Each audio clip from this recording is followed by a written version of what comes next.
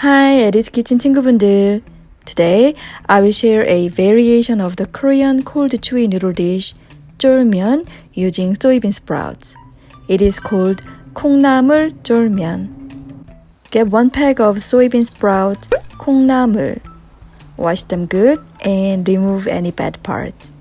Put the soybean sprouts in a pot along with the water, 물, and the salt, 소금.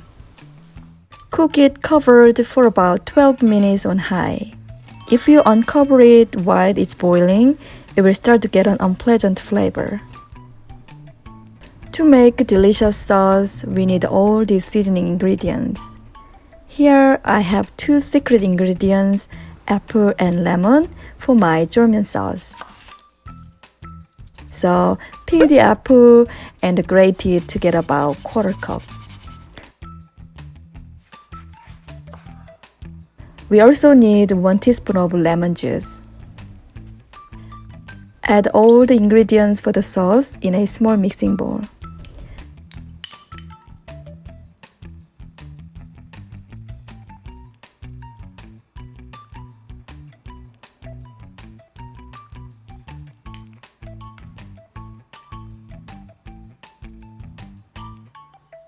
Mix everything together.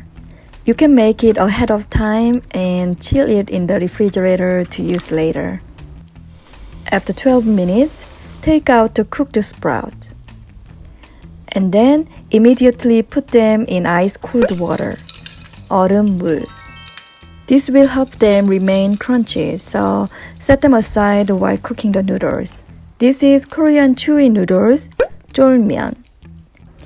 I got a pack with pre-made sauce in it to show you an easy option for this dish, but normally I buy these noodles without the sauce since I prefer homemade sauce. It is healthier and tastier. Anyway, this pack has these sweet and spicy sauce packs with some noodles. 1 chunk will be about 1 serving, so I will use 2 of them today.